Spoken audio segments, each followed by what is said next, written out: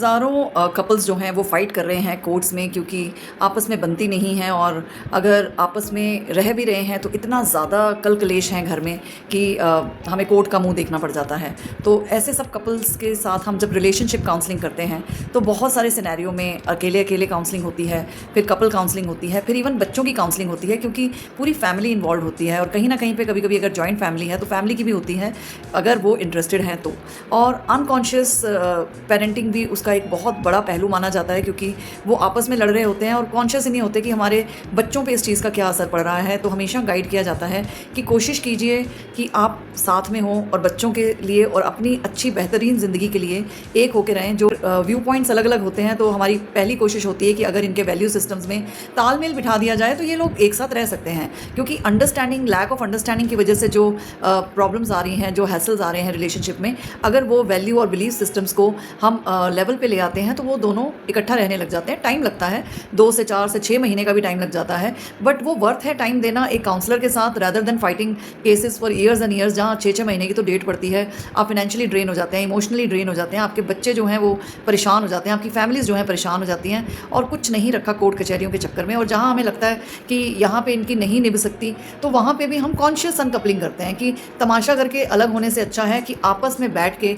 बिना कोर्ट कचहरी के आपस में पीसफुली और हार्मोनियसली बच्चों को साथ में रख के उनके फ्यूचर का और अपने एक दूसरे के फ्यूचर का ध्यान रखते हुए डिसीजंस लिए जाएं। क्योंकि हैं तो हम ह्यूमन बींग्स ही, हम एज अ टीम ही वर्क कर रहे हैं और हमने कितना टाइम इस प्लैनेट अर्थ पे रहना है। Ultimately we all have to go. तो जितना वक्त रह गया, ठीक है कि हो सकता है वैल्यू सिस्टम्स नहीं मिलते हो सकता है आपस में नहीं बनती हो सकता है बहुत सारे पेरेंट्स भी इन्वॉल्व होते हैं तो उनकी नहीं बनती तो वो आगे नहीं बनने देते। बहुत सारे इंडिया में तो मतलब अगर पेरेंट्स को बहू पसंद नहीं है और अगर पेरेंट्स को दामाद पसंद नहीं है तो वो कभी नहीं घर बसने देते। ऐसे भी बड़े केसेस होते हैं। कभी कभी आपका थर्ड पार्टी की कान भराई जो है वो इतनी ज़्यादा मतलब भड़काऊ होती है कि इंसान जो है वो समझ नहीं पाता, डिल्यूजनल हो जाता है और किसी के कहने पे अपनी फैमिली लाइफ को ख़राब कर लेता है। तो ये सारे ना कहीं इमेच्योरिटी के इशू हैं।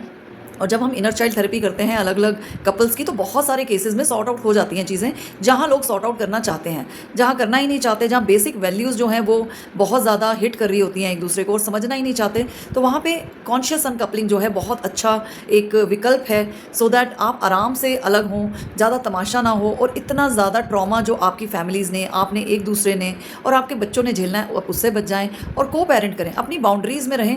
आप सेपरेट रह के भी बहुत अच्छी फैमिली लाइफ बिता सकते हैं। ज़रूरी नहीं है कि एक ही घर में रह के रोज़ रोज़ लड़के एक टॉक्सिक एनवायरनमेंट अपने अपने बच्चों के लिए क्रिएट करके ही ज़िंदगी जी जा सकती है जस्ट बिकॉज कि हमें समाज को प्लीज़ करना है। तो बहुत सारे बच्चे आज के टाइम में शादी इसलिए नहीं करा रहे क्योंकि उन्होंने अपने पेरेंट्स को देखा है, उन्होंने अपने बुजुर्गवारों को देखा है ऐसे लड़ते हुए, एक दूसरे को डिसरिस्पेक्ट करते हुए, तो उनको लगता है कि नहीं तौबा, इन चीज़ों से हम दूर ही रहें तो अच्छा है। तो हमें ऐसा माइलस्टोन नहीं रखना है आगे की जनरेशन्स के लिए कि वो शादी के नाम को ऐसा समझ लें कि ये तो कोई श्राप है। तो बहुत अच्छा एक विकल्प है कॉन्शियस अनकपलिंग, उसके लिए आप जा सकते हैं और इससे बेहतरीन कोई विकल्प नहीं है। अगर आप हार्मोनियसली कम पैसा देकर अगर 6-8 महीने भी आपको लग जाएं एक काउंसलर के साथ और आप एक पर्टिकुलर दोनों एक ही चीज़ पर पहुंच जाए, एक ही मुद्दे पर पहुंच के एग्री कर जाएं, तो इससे बेटर कुछ नहीं हो सकता। क्योंकि आपके कोर्ट कचहरियों के चक्कर बच जाते हैं, आपका स्ट्रेस लेवल जो इतना बढ़ना था, जो आपका कामकाज खराब होना था, आप उन सब चीज़ों से बच के आप एक नॉर्मल प्लेन पे आके like to mature human beings behave करने लगते हैं। और जब आप ऐसे डिसीजन पे पहुंचते हैं तो ना केवल आपकी रिलेशनशिप,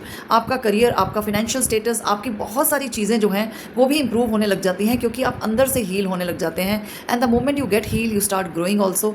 और ये एक जर्नी है एक नए अस्तित्व के बदलने की, यानी कि आपकी एक पर्सनैलिटी में एक नया चेंज आने लगता है और आप जो है दूसरे पर्सपेक्टिव से, एक डिफरेंट वे से जो है उसी ज़िंदगी को देखने लगते हैं।